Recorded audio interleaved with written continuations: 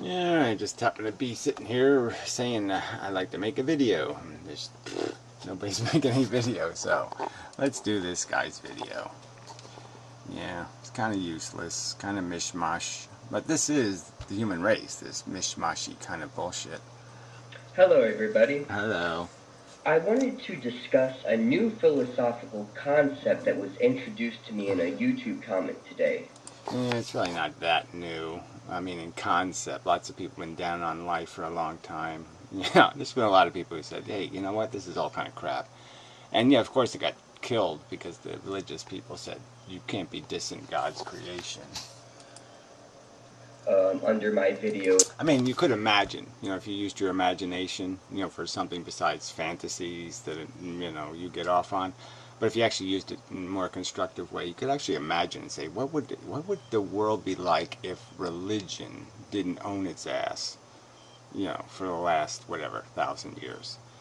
And if human beings could actually talk about what life was, instead of always having to placate religion. You don't think human beings would have quite a while ago come to some conclusions about, hey, you know what, we just keep doing the same shit over and over again? And kind of worse, we kind of just shit on the future, and, we just kind of create deserts and stuff, and, this isn't really a great idea, is it? No. About day-to-day happiness, I believe it was. Oh, la la la. And it's the idea of anti-natalism. Now, the idea of anti-natalism... What is this, Barney the dinosaur? Going to spell it for everybody, too? Ugh. Basically, anti-natalists assert that life is suffering and has very little positive value, and that humans should not procreate because that would be an act of inflicting suffering on children being born into the world. Yeah, the argument's basically it's a not for-profit game. There's no profit to really be made. All you're doing is subjecting somebody to losing. And that the price imposed on the losers, if you want to use the imposition argument, there are different arguments. There's Benatar, go look him up, asymmetry argument, which is perfectly reasonable. And then there's this imposition idea that, if you're going to take a risk, the risk ends up getting imposed on a minority, and do you have a right to impose on that minority? Is nuclear power okay because you only irradiate the people in Fukushima? So it's okay. So as long as it's a sufficient enough minority, you can abuse them for anything that you want. Is that how it works? Is that how ethics are supposed to work? Yeah, I don't think so. And it's an idea that is opposed to natalism, which is opposite, which asserts that No, this is where you're going to get it wrong. It asserts that humans are allowed to play God, that they're allowed to create life, impose life, force it into things like Frankenstein, and say, you will be alive. Okay, and they don't have to pass any kind of license to do it whatsoever. Yes, because nature, a DNA molecule, gave them the hardware to do it. And that's all there is. They're just asserting a right to impose without any authority or qualification. Life is valuable in that it is a positive good to procreate because it is a positive good to bring life into this world. Right. Well, again, you can't make the argument in that limited context. So it's a negated argument right off the bat because it doesn't account for the price paid, right? Everybody would say it's a good to go rescue people who are on fire. But people would question whether it's a good if the fire truck's a piece of shit with no brakes and it's going 300 miles an hour down the street right by the school or something. Then they would say, hey, wait a minute, maybe it isn't such a fucking good idea. And that life is something to be enjoyed, and it's good. Except when you're born without a face or some other kind of shit. Or you're born to parents without a brain. Would you really like that? I mean, again, using your imagination for something other than entertaining fantasy. being born in, say, the Congo or something. I mean, is there some way I can, like, make it so it means something to you? Like, what if it does work out that when you die, you're an invisible soul that is inside some other body, and you have to watch it like being John Malkovich or something, and you'll have to experience what they experience, you'll feel what they feel, but you'll have no presence, you'll have no identity, you'll have no anything. No one will hear your screams. Nobody will know you're there except you.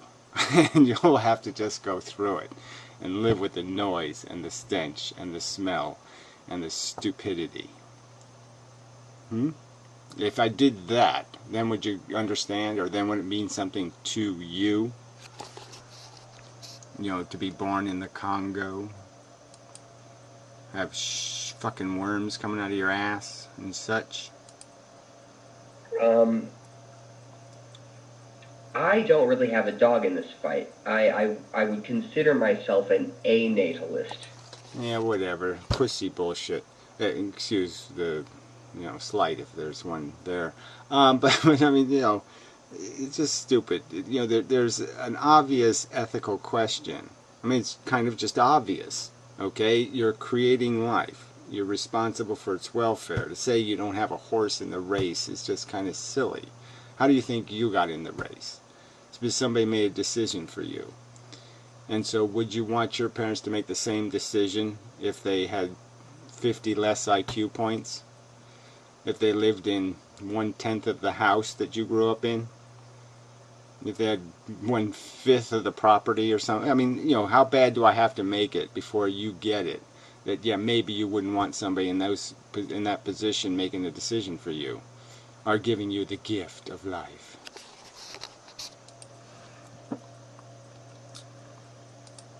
Because I don't care either way whether or not people procreate or choose not to procreate. I myself will not procreate, even if I, Which doesn't mean much, right? So the fact that you're saying you see no purpose in creating a copy of yourself or some sort of, perpetuation of yourself into the future.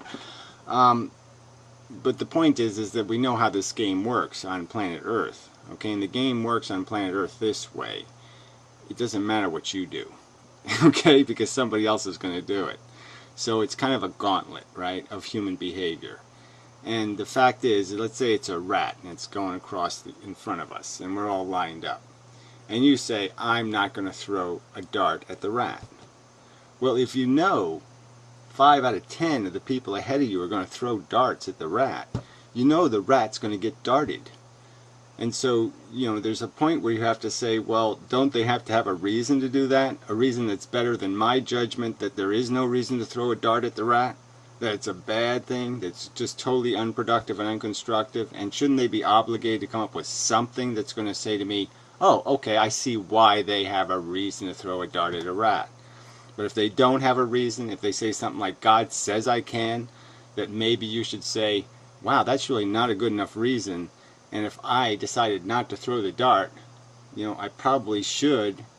And I did it because the rat has properties. The rat's properties were what made me not throw the dart, right? I mean, I think you would understand that, right? Because anybody would say, okay, if it's a mechanical rat, I'm going to throw the dart because it's fun to throw darts, right? So you're not going to tell me that you wouldn't throw the dart because you weren't acknowledging the fact that the dart penetrating the rat would cause the rat suffering, right? So let's not pretend that if I gave you a mechanical rat, you'd sure as fuck throw the dart. Alright? The only reason why you're not throwing the dart is because it's going to hurt the frickin' little rat. And there's no point in doing that. Right? And so you've got to oblige the people down the line to come up with more excuse than God says so.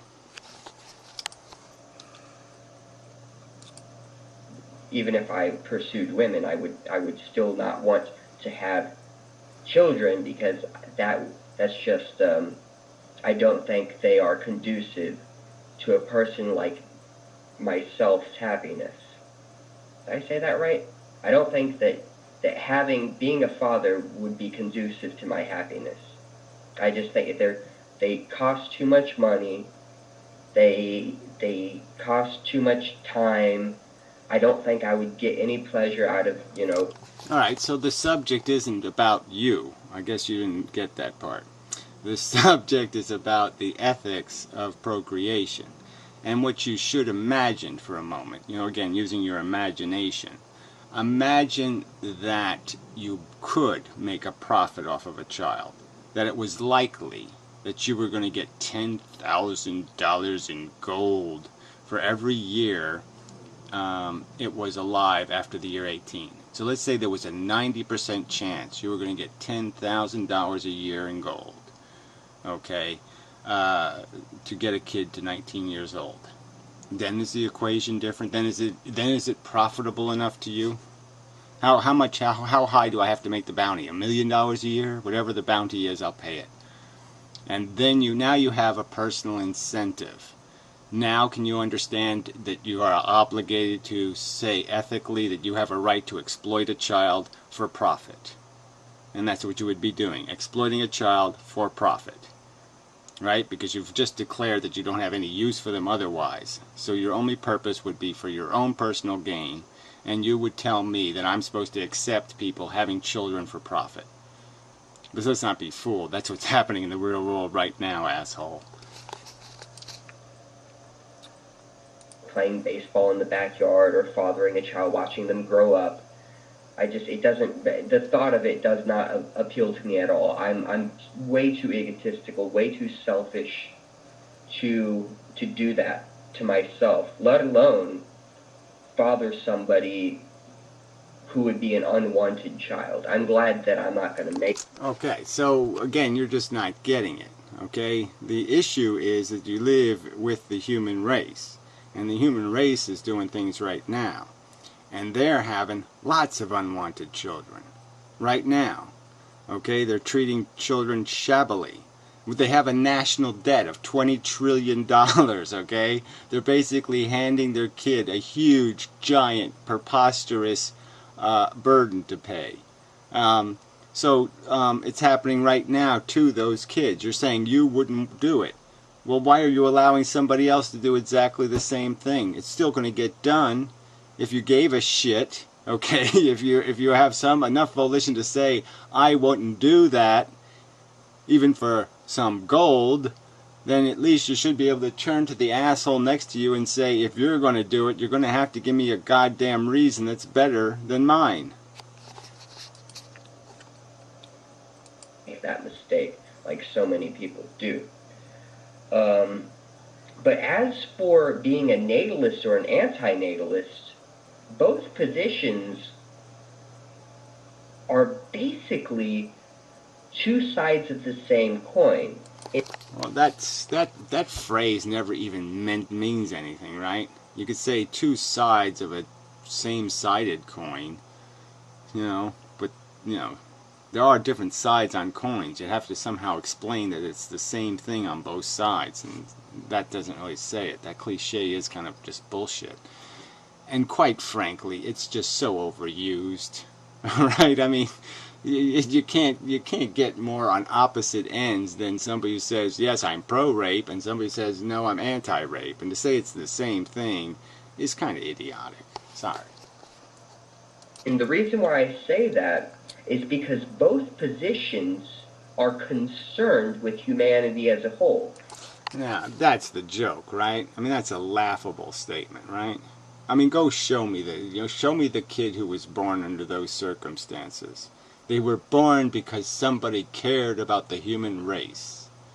Yeah, right. We're in a huge population explosion crisis, unsustainable population growth on Earth. How could somebody possibly make the argument that for the sake of the human race, I'm going to dump more humans into the overflowing lifeboat? I mean, that's not a rational possibility. It just isn't a rational possibility. And concerned with human beings. Both. Come on. They're concerned with their ego. They're concerned with their race. They're concerned with their status in society. They're concerned with, some of them in the third world, a lot of them in the third world, a social security plan. You know, maybe one of them will win the lottery. Yeah, and I can live in their mansion. Anti-natalists and natalists are altruists. They're not. You cannot be an egoist and be either. And the reason is because That's just a silly statement to make. You know, especially when there's so easy to adopt a kid. So many kids that need even somebody to foster them or to do something for them, Big Brother even. So to make this argument that they're trying to serve the need, no, they're satisfying their need. It's just silly to call that altruism. There's no altruism anyway, but that's pretty damn far from anything close to a reasonable definition. Having children. if you're a natalist, you care about other people and you want them to procreate and you want others to be brought into the world because you want them to live happy and fulfilled lives because they believe that life is capable of being.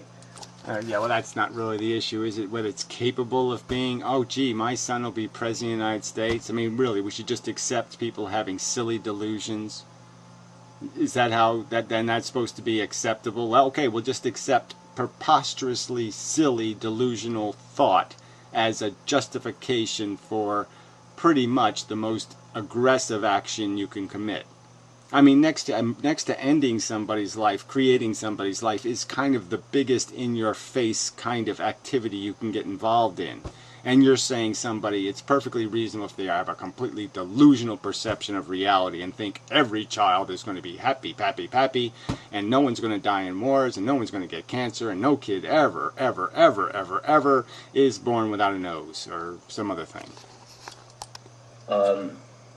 A good, valuable, and happy state of existence. The only state of existence, other than things that are immaterial and not living. But well, again, there is really no absence of, it's not like the humans are rare or something, so this kind of argument just goes absolutely nowhere. There's no human life deficit on Earth. Life is a form of existence. And anti-natalists are also concerned with the well-being of sentient creatures because they believe that life is mostly suffering, if not all suffering. No, they don't have to believe any of that. They just believe that it's a replicating molecule to start with, but it has no functional end. Living things just die. And in between, whatever they do in between is just satisfying scratching itches that don't need to exist. Okay, if you don't make the itch, there's no need for the scratch, there's no need for the bleeding, there's no need for the scab, there's no need for the picking of the scab, there's no need for the bleeding again, there's no need, you just don't need to do any of this shit. It's too dangerous to be messed with. And that they don't want to inflict suffering on others, so there's an element of compassion with the anti-natalists. Yeah, they want you to leave well enough alone. Yeah, they want you not to gamble with somebody else's money and welfare. They want human beings to derive their satisfaction and gratification in some other manner than to subject some future individual to burdens it never consented to endure. They don't wish, theoretically, to have their right to consent violated, and they understand that procreation is a fundamental violation of the right of consent. I, as I said before, don't really care because I'm too much of an egoist. No, you'd have to be too much of a retard. I mean, really. I mean, realistically. I don't care. It's just a silly thing to say in a world where you logically know the other things are the same as you. Their consciousnesses eking out of existence. That their happiness and joys and welfare, generally speaking, is no more important than your own. You have to be an imbecile not to realize these basic facts of life. So, it's not that you don't care. It's that you're stupid. To care about the mental states of other beings. unless their mental states in some way pertain to my own happiness. I don't have enough compassion to care. No, you don't have enough reason. You know, like I said, you don't need compassion. You don't have to like rats to recognize their biology, that they have a vulnerability, that they can feel intensely unpleasant sensations, and that there's absolutely every good reason not to let them be recklessly or wastefully harmed. I mean, this logic doesn't take, it's fundamental. It really is a fundamental logical statement, logical process. And to deny the existence of the game you're playing in, that you're playing in a game made of things of the same properties as yourself, to deny it, and you're just denying that, fundamentally. Because once you concede that, the implications are obvious. The implications are you can't get away with saying, my excuse is I don't have an emotional feeling. You don't need an emotional feeling. Logic should solve the problem for you. About the future of the human race or the human species. I'm not concerned either way. I'm completely indifferent. Right. So if it's, you know, if there was a World War III and a billion people got horribly burned to death slowly, but you weren't one of them, it's okay with you, right? You're not gonna, you won't even bother wasting time having any kind of disquiet and any kind of realization that it could have been me, that it was just arbitrary and luck that I got spared. That kind of thought process wouldn't create in you any kind of sense of realization that this is more than just personal. I mean, really, life should be a little bit more than what you feel. I mean, the feeling part of your brain is like the lizard part. Okay, I mean, it's a lizard. All right, there's no point in going to college and wearing spectacles and, you know, pretending to be a sophisticated little fellow if you're going to let the lizard be your guide. Right? That's all you're saying. It's like Jimmy Cricket saying, let the lizard be your guide to Pinocchio or something. I mean, that would suck. To tell Pinocchio to be a lizard? Quit being a lizard. To whether or not humans continue to exist 100 years from now when I'm dead. Yeah, well, whether you're dead or not, you care if you're going to be the generation that watches the death, right? That you're going to be the generation that gets to be killed. So then you're going to care. But that's just, like I said, that's just silly, right? I mean, you can, if anybody with a little bit of brain can project that it really doesn't matter who's got to face the tidal wave, whether it's me or it's them, somebody's going to face it.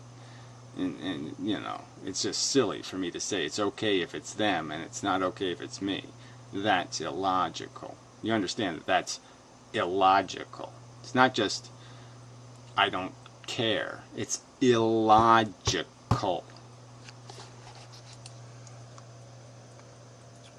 I don't want the human race to be extinct. I don't.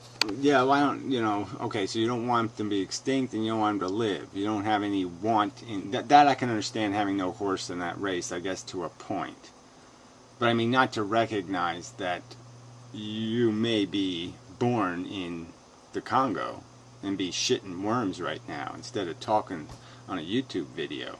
To not recognize that that's sort of the vulnerability you're saying is okay. I don't think it's okay. I don't want to wake up in the Congo shitting worms. Just no sale. I don't want to buy that contract. I don't want it. That's the problem. I don't get to buy it.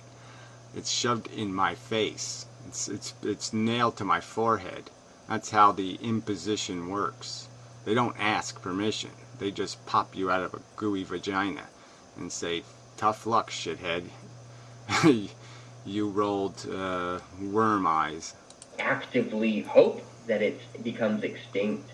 It's just that if it does become extinct, maybe through global warming or nuclear, some nuclear tragedy or whatnot, um, it will not affect me, so I have no reason. Yeah, again, I see. So I just that you don't see how delusional that is. You don't think that the asteroid that splits the Earth in half or something couldn't affect you? And certainly the idea of nuclear war in the next, what, you don't plan on being alive in 10 years? 15, 20, 30? You don't think that's a possibility? Wow. Yeah, I just think that's a little bit unrealistic. We haven't gone without a war for 15 minutes on this planet. And what do you think is going to happen in the future? You think the weapons are going to get fluffier and fluffier? Yeah, they get more and more friendly weapons. No, sorry, no, that's not what's going to happen. They're going to melt your skin off. Tells me to be indifferent. My own rationality compels me not to care. Now that's just silly. My own rationality, that you would have to explain. How it's reasonable for you to think, okay, that you matter and somebody else doesn't matter. How that's rational. I can understand how it's emotionally you can be a bigot and say, I'm important because I'm a selfish cunt, and other people aren't important because they're the wrong color or the wrong size or the wrong shape or they smelled it wrong or there's something else wrong about them, and so you just discount them. That would be an emotional bigotry that I can understand. I don't accept being ruled by it because that's lizard behavior. But I mean to say that you are rationally declaring the thems that are not of any concern or any merit of concern or any reason for concern, that they have no value equal to your own. Again, how do you justify this irrational perception that your welfare is more important than their welfare? That's not a rational conclusion. That's an irrational, emotional pile of crap with shitworms in it. Because it does not affect my mental states. And that's what I'm just sorry guys, I'm just an egoist like that. And I'm just an egoist like that. Right, so I'm just a lizard like that. Could be the replacement language. I'm just a lizard like that. Well, then don't claim it's rational, okay, asshole, because it's not. Being a lizard, when you don't have to be a lizard, is not rational. When you're a high-speed 4 gigabyte, processor machine, dual processor, quad processor machine, and you say, all I can do is add 2 and 2. I can't do any of this other stuff. I can't do any complex thinking. I mean, bullshit, fella. You can't do better than lizard thinking? No, I don't think so. You don't want to do better. That's all. You're just such a selfish prick that you have basically found a way to, just whitewash reality out of the picture. Because it's inconvenient. Yeah, it's an inconvenient truth, that reality thing. I think that you must be an egoist in order to live a happy life. Yeah, you must be a retard. That's what it comes down to. A simpleton. It's right. The bliss of ignorance. And you're proud of that. Yeah. Fuck. Somebody ought to put you on a leash. I know there's... Well, you'd probably like that, though, right? You're probably one of them kinky kind of guys. Yeah, I might like it, too, for, a little while. It'd be fun. So let's just ignore that. I was just thinking about the movie Caveman, and the guy had a little pet lizard, and he had him on a leash. So that's what I was thinking about. So, but you're a lizard. Yeah, they ought to put you on an island with lizards. Lizard Island. That's where you should go.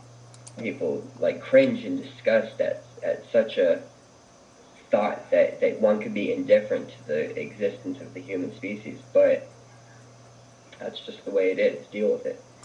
Yeah, well, again, the existence of the human species is it's easy to be indifferent about that. That's like being indifferent about the future of the Martian civilization. Who cares? But that's not what the subject is. The subject is indifference to harms and sufferings that you yourself concede you would not want to experience. You would not want to experience nuclear holocaust. And for you to say it's okay for them to experience it is not a rational thought, our statement, our belief premise, our axiom. Yeah, it's not a reasonable axiom. Thems don't feel as big as me. Yeah, that's not a reasonable axiom. But yeah. In another thing, I did want to mention this about anti-natalists. They seem to be depressed. Oh, well, duh. Oh, gee. They seem to be down on life. Yeah, oh, gee, I wonder why. Oh, that's right, because they've calculated it to be this horror house where you're just basically waiting for the shit to land on you. It's piano hanging from threads town. And yes, you navigate them and you're lucky to not get squished, but you are going to get fucking squished in all likelihood. Unless you're really lucky and the trap door takes you instantaneously. But yeah, for most people, it's going to be squishing. They're going to get squished. Slow and hard. Maybe 20 years in the nursing home, fucker. You want to do that time? Well, it might be hanging right over your head right now and you just don't fucking know it. That's the fucking piano of Damocles that's going to land on your ass. So, yeah, in your case, you would deserve it. Quite obviously. But yes, of course, this is reason to be depressed. I'm always depressed by a game that is built out of unfairness and a lack of deserve and a lack of consent. Yeah, those elements. No fairness, no deserve, no consent, and I'm playing that game. Yeah, that sounds like something that might depress me.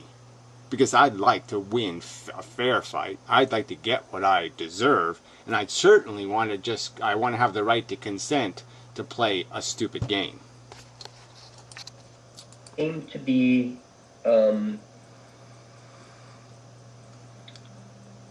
they seem to have endured a lot of suffering themselves. And I think that's why, through their experience. Well, I don't even know if that's true. I mean, all you do, you need a taste of it, I think. Obviously, you got to know the flavor of pain. But then you just look at the world and you say, when you look at the roadkill on the road, you know, half-dead roadkill, where, you know, you could see the blood stain where it dragged itself off the road to die. You could say, that could have been me. What exactly is the difference? It's a mammalian sentience. Okay, yeah, it can't do trigonometry, but oh, it must have had one hell of an experience there. Shit, I'm subject to that? The next roll of the dice might have that written on it for me? Congo, shitworms, dead at 17 of AIDS? Yeah, I don't want to buy that ticket. No thank you. No thank you. This isn't fucking Disneyland. It's not even, you know, it just isn't. It isn't clean and safe. It's dangerous as fuck. They feel that other life forms are not capable of feeling pleasure and happiness. Liar. I mean, not even close. They're just pointing out that they're only satisfying needs, addictions, desires that didn't need to exist in the first place. And that they're doing it at this preposterously high price of imposed suffering. It's a kind of slavery for no beautiful plantation. Slavery for American Idol. Would you justify slavery to have American Idol? Because they themselves have been subjected to a lot of suffering.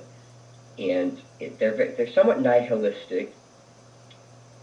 But here's the thing. Well, that's a silly definition of nihilism. You're the one who's nihilistic, right? I mean, you're the one who has annihilated the concept of rational empathy, rational concern for the welfare of other sentient beings. I mean, that's pretty nihilistic. Fuckhead. Something that Albert Camus said of Arthur Schopenhauer. Arthur Schopenhauer.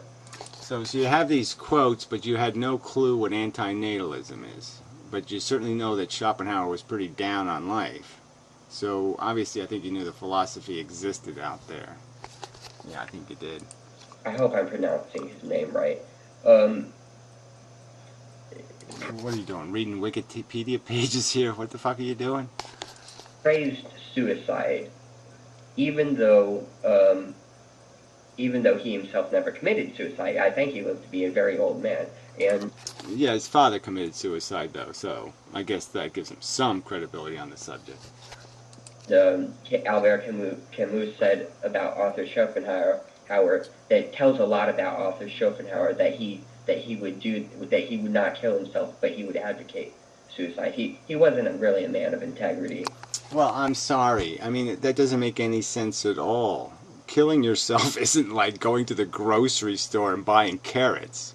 All right? I mean, it's just kind of silly for you to say that. I could say I'm all for kamikaze warfare. I love the guts of the kamikaze pilot.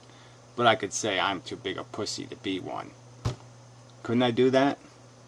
Isn't that possible? Couldn't I even say it like, we'll make it a positive war image? The guy who jumps on the grenade to save his buddies. Right? Now, couldn't I praise the fuck out of that courage and that sacrifice and say, man, what a fucking guy? Or even the guy goes, the Chernobyl scientist who stayed at Chernobyl and got fucking irradiated. Couldn't I say that they're one? They got big fucking balls. Well, especially after all that irradiation, they must have been huge balls. But man, and then admit that there's no way I could do that shit. Yeah, come on. Asshole. I don't care how many animals he loved.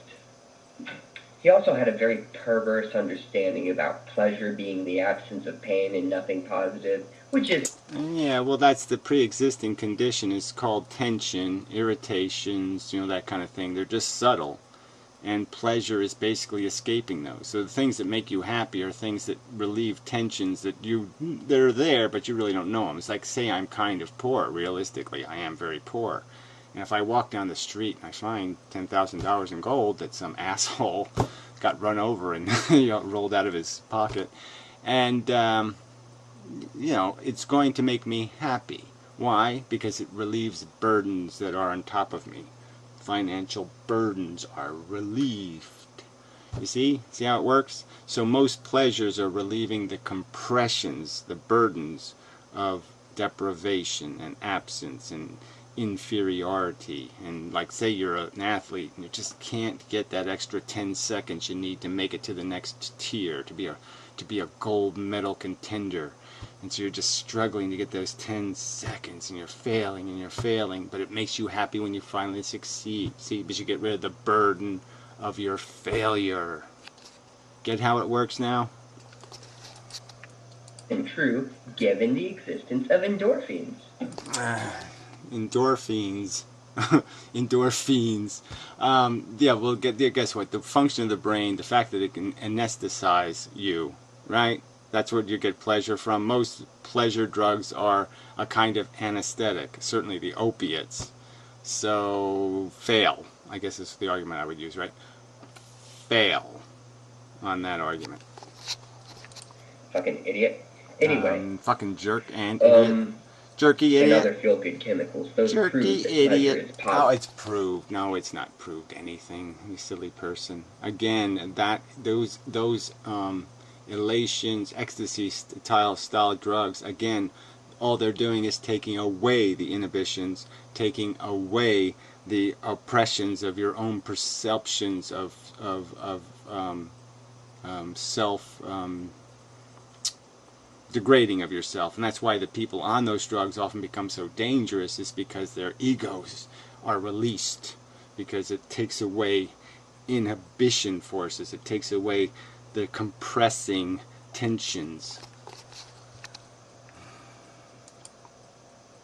It makes them feel like they're king of the world. You ever heard of cocaine?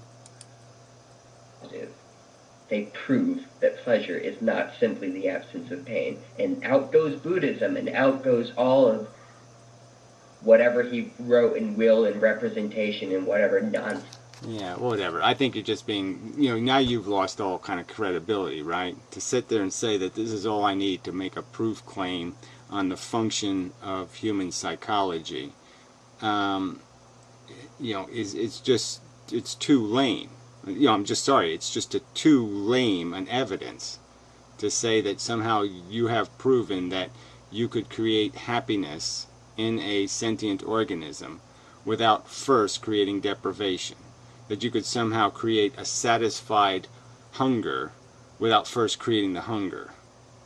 That you could somehow create the need for comfort without first creating discomfort. Bullshit. Not even close to defeating that concept. Since garbage, he wasn't a real philosopher. He had nothing of value. And what are you? I think he wrote about what color. are you? I mean, you silly person. He's an asshole, okay? Schopenhauer was a fucking chauvinist, and Nietzsche was a lunatic. So yeah, there's lots to criticize, jackass, but not from your position, not with the weak arguments you're going to make. Theory. But other than that, I don't think Arthur Running out of Schopenhauer time. was much. Didn't really contribute much. Didn't enlighten me, as I've listened to lectures about him. None of it was appealing. And I'm starting to think about Nietzsche. Nietzsche wasn't much of a philosopher either. He couldn't string together a syllogism, as the philosopher Stefan Molyneux has stated. Oh, Stefan Molyneux. That's the philosopher. Oh, that's funny. I mean, I didn't realize